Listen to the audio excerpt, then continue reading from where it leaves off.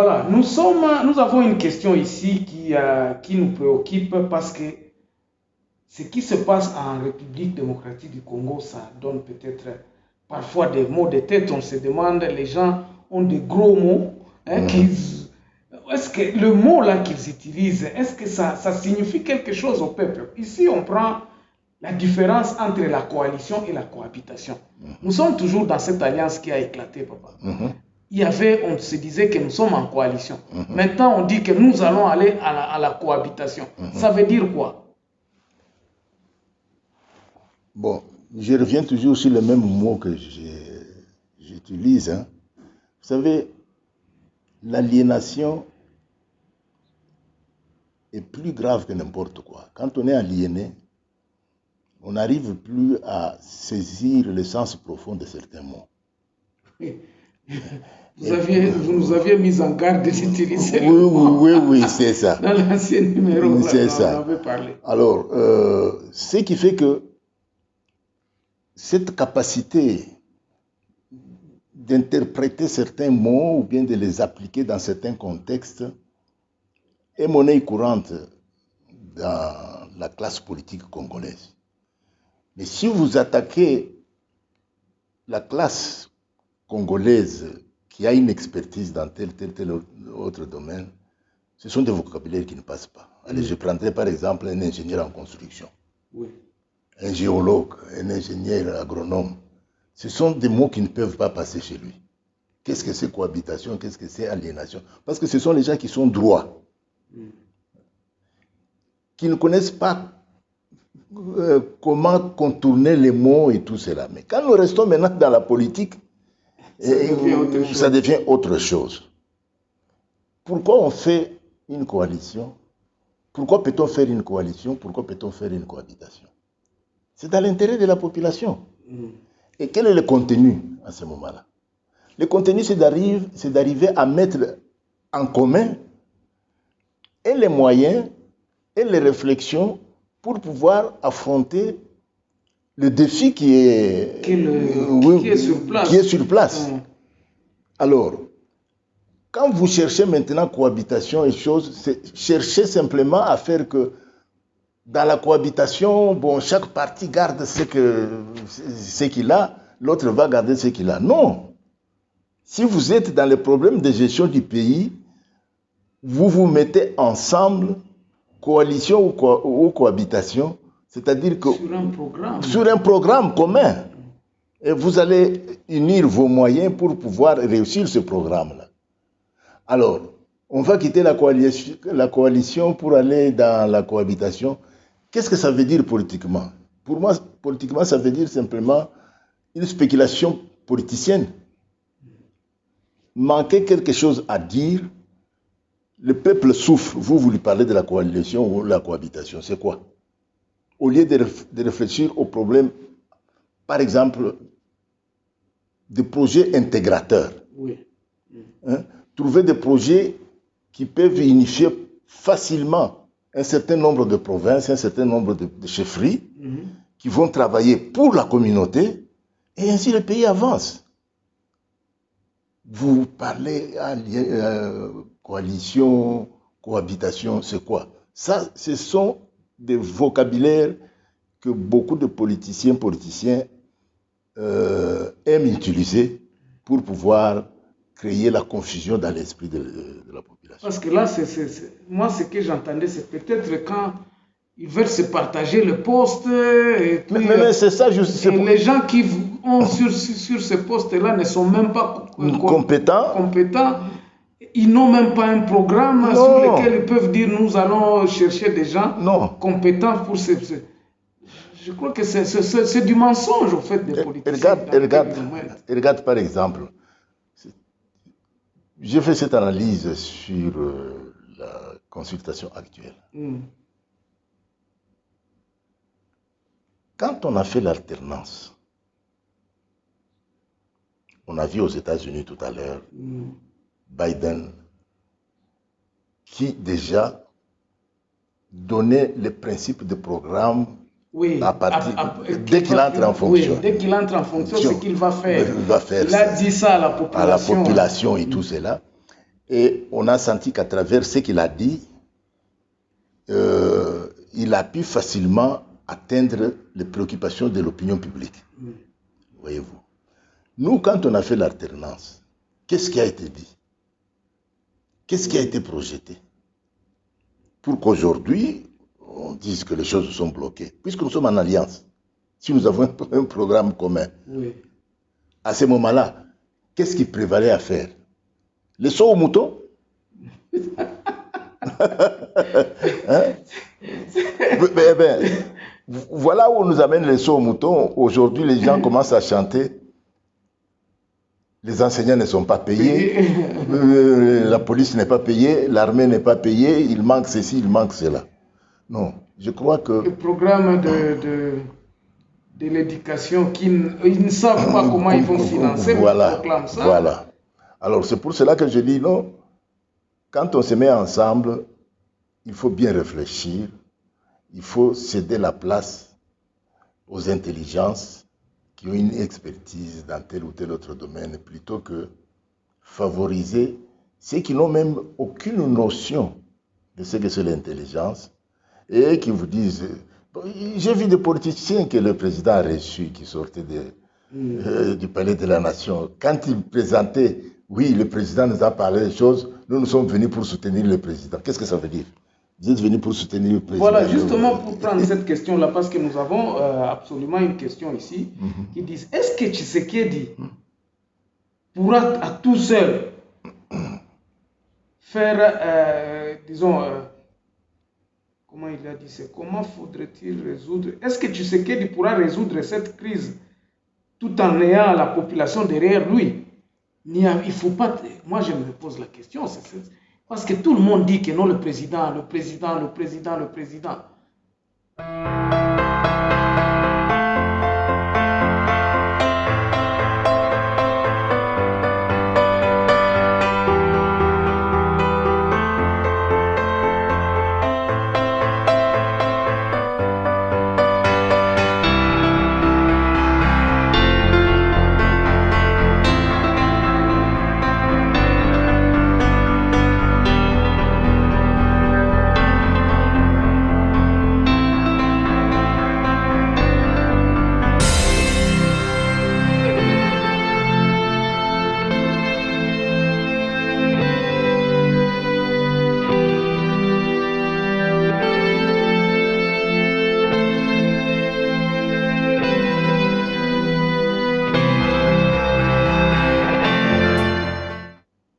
La fois passée, je crois que on bavardait effectivement sur les prérogatives du président. Vous avez utilisé le mot père de la nation. J'étais intervenu pour dire que non, il faut exclure ce vocabulaire-là. Pourquoi? Parce que ça a une tendance un peu dictatoriale, ainsi de suite. Donc, mais c'est ce qu'on est en train de pérenniser, justement. Oui, et cela vide en fait le contenu du pouvoir du président. Voyez-vous. Ce que le président fait aujourd'hui, il aurait pu le faire au moment où ils ont signé l'alliance. Oui. Le programme commun, c'est quoi? Le bien-être de la population, qu'est-ce que nous allons faire? La santé, qu'est-ce que nous allons faire? Ceci, qu'est-ce que nous allons faire? Voilà le problème qui aurait pu captiver en fait l'attention des deux groupes quand ils se sont mis ensemble. Or, le contenu n'a jamais été révélé. Or, le programme concerne la population. Mais il faut dire le programme, ce qu'il contient.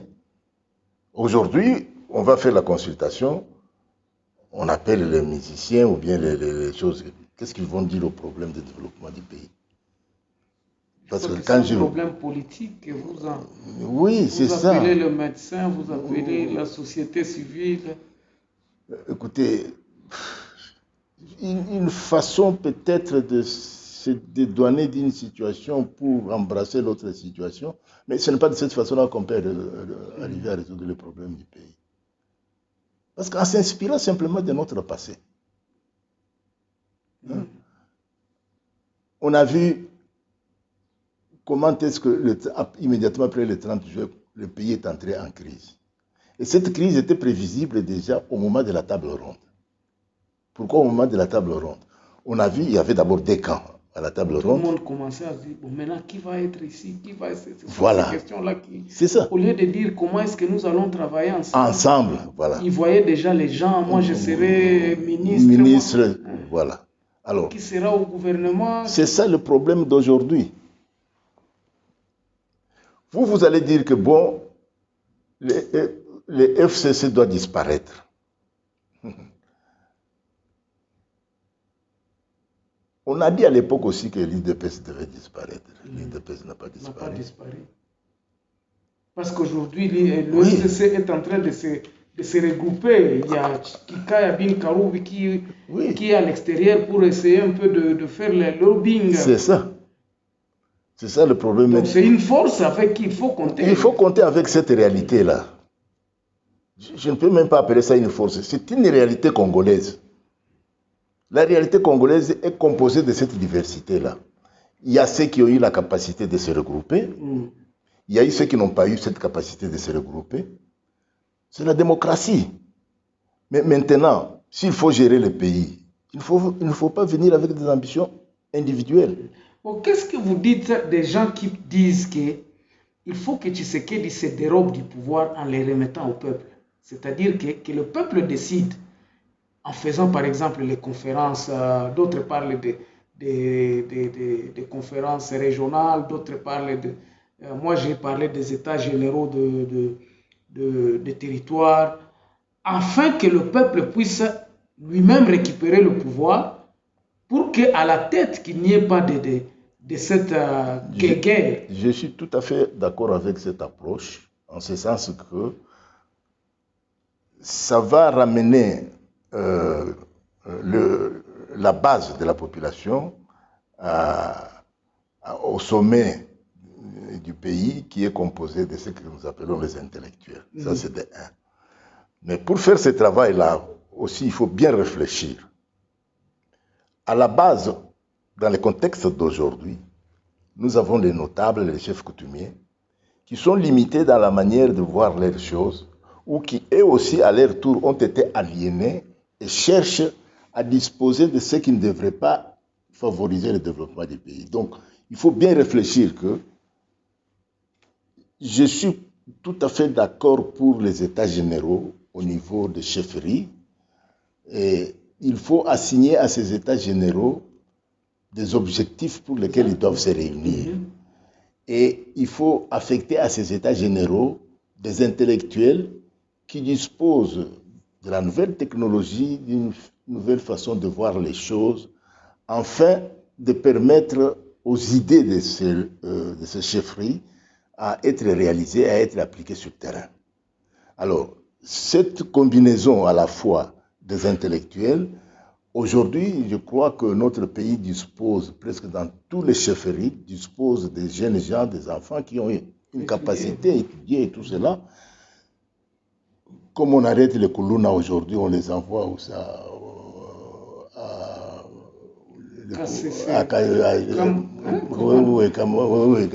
Kanyama Kassese, pour faire le service national. Mais c'est une des approches qui peut être appliquée au niveau des chefferies, mais en lui donnant une vision bien déterminée, bien fixée, et en lui affectant des facteurs nécessaires pour pouvoir se développer et pour pouvoir vraiment réaliser cet objectif. Oui. Ça, je suis tout à fait d'accord. Parce qu'aujourd'hui, qui gagnera? Parce qu'il y a aussi une question ici. Qui gagnera dans cette guerre entre le président Félix et Kabila aujourd'hui? Parce que ça revient maintenant à ces deux personnages-là, ou ça revient à leur troupeau, parce que d'autres personnes disent que non, entre les deux personnes, il n'y a pas de problème. C'est seulement entre les acolytes, ceux qui les suivent, qui parlent autre chose que leurs chefs, leurs autorités morales. Êtes-vous de cet avis-là? Je ne suis pas tellement de cet avis-là. C'est vrai que dans le staff des deux, il y a des gens qui développent n'importe quoi, qui disent n'importe quoi. Ça, c'est un fait. Mais cette cacophonie est expliquée par l'expression des ambitions individuelles et personnelles de ces individus. des gens qui n'ont pas encore pris conscience que qu'est-ce que c'est être politicien. Effectivement, ces gens-là existent. Les deux personnages peuvent mettre fin à ce genre de spéculation. Vous savez, de bonnes décisions n'ont jamais été populaires.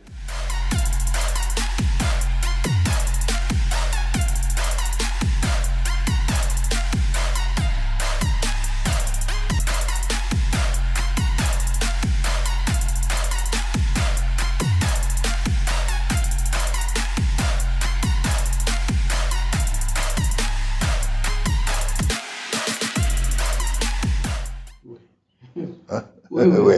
De bonnes décisions n'ont jamais été populaires. Ce sont des décisions qui, en fait, permettent à la population à un certain sacrifice pendant un certain temps, mais après, ça va exploser et ça sera au bénéfice de la population. Donc, moi, je conseillerais aux deux chefs de ne pas hésiter de concevoir l'alliance qui a été signée. Oui. Elle a été faite en dehors d'un consensus de tous les états-majors. Oui. Les états-majors n'ont jamais été consultés. N'ont jamais été consultés. Est-ce bien? Moi, je dis que non. Il a fallu consulter les états-majors. Mais oui, les états-majors ont leurs ambitions, ont leur façon de voir les choses. Ce qui aurait pu ne pas permettre à ce que cette alliance ait lieu. C'est ça que je disais la fois passée, que c'est une opportunité où chacun doit se sacrifier, doit faire un effort pour pouvoir approcher cette opportunité et comment faire perpétuer cette opportunité pour le bien de la nation. Rien à faire, il faut des mesures impopulaires, ça, rien à faire.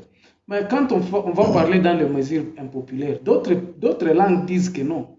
Si aujourd'hui, Tshisekedi part de cette alliance, pour sortir, il faudrait qu'il enfreigne la Constitution. Donc, il brise la Constitution. Est-ce que c'est ça que vous appelez les mesures impopulaires? Parce qu'il a aussi le devoir de respecter cette Constitution. On parle de refaire la majorité parlementaire ou bien d'annuler l'Assemblée provinciale, de la déchoir. On parle de la destitution du Premier ministre qui peut, par des mécanismes de tricherie, on va faire démissionner le Premier ministre ou faire tomber le bureau du Parlement. Toutes ces langues-là se parlent, mais où est la solution? Parce que Tshisekedi d'aujourd'hui, va-t-il faire des mesures impopulaires pour sa popularité, pour sauver le Congo? Non. Toute la litanie de mesures que tu as citées sont des expressions des ambitions individuelles et personnelles qui ne concourent jamais au bien de la population. Souvent, on ne se rend pas compte des conséquences de ce qu'on veut après avoir appliqué cela. Effectivement, voilà l'environnement, voilà un des défis devant lesquels se trouvent les deux personnages. Oui. C'est-à-dire que comment arriver à concilier cette façon d'expression déjà, ainsi de suite. Je crois que les mesures impopulaires consistent dans les chefs de deux personnes à déclarer officiellement sur la place publique ce qu'ils entendent par cette alliance. Oui, mais c'est ce qu'ils n'ont jamais eu le courage de faire. Voilà, justement. Nous entendons Félix à l'extérieur qui dit qu'il fait tout pour que l'alliance persiste. Mais quel était le motif? Le motif. Où est-ce que vous allez avec l'alliance? Parce que c'est comme si les autres ne respectent pas ce que vous faites. C'est ça. Ou c'est vous qui ne respectez pas ce que les autres vous demandent. Voilà. Alors, donc, il faut absolument arriver à bien éclairer l'opinion publique, parce qu'aujourd'hui, qu'on le veuille ou non, nous avons un chef de l'État. Oui. Et il préside à la gestion du pays au niveau de la présidence de la République, bien entendu, ainsi de suite. Et c'est la personne indiquée aujourd'hui à donner de l'éclairage. Nous avons son prédécesseur qui a sa majorité parlementaire et tout cela. Je crois que c'est très simple. comment briser le sentimentalisme. Et c'est là où je vois les décisions impopulaires. Ok. Comment arriver à stopper ceux qui ont des sentiments improductifs qui créent la confusion avec des déclarations fermes, comme lui-même le disait à l'étranger, que non, on fait tout pour que l'alliance se maintienne et tout cela. Ça faisait fermer un peu la bouche à certains qui parlent aujourd'hui. Voyez-vous. Et c'est de cette façon-là dont je parle de certaines mesures impopulaires. Impopulaires en ce sens que l'impopularité va consister à des gens inconscients, va concerner surtout à des personnes inconscientes qui ne comprennent pas le fond du problème. Okay. Voilà. Bon, alors, ici, dans cette partie que nous allons aborder, va toujours dans cette alliance où on voit les autres, ceux qui sont dans l'alliance, commencer à tripoter maintenant parce que le programme que le président de la République que nous avons a fait. Je parle ici de la justice. Nous avons vu le président de la République qui a fait son cheval de bataille, l'état des droits. Maintenant, nous voyons que quand il y a maintenant des problèmes dans l'alliance, il y a d'autres qui commencent à supporter Kamere en disant que Kamere doit sortir. Or, Kamere était sorti comme l'exemple que comment la rigueur de ce gouvernement aura vis-à-vis des gens qui auront à tripoter ou à faire des manigances et tout ça. Maintenant, on parle que non. Disons, le FCC récupère ces dossiers-là pour dire que non, Kamere n'a jamais rien fait. Nous revenons dans la deuxième partie, dans la troisième et la dernière, peut-être, et puis vous allez nous donner cette réflexion-là. Pour nini nesika kosalela maele ebele bandimi kosombama na mbongo mutu azalaka na eloko toza kobenga wisu wa zaba nde wana nto ya kibomutu kasi botika natalisa bino nto ya mabe eza kouta na buyoyo ya bazuzi ya mboka esengeli na bankokoni basosola malamu tokotika te makanisi ya kitoko misala ya malamu nde wana makasi na biso yango wana maye kozalaka toujours kitoko.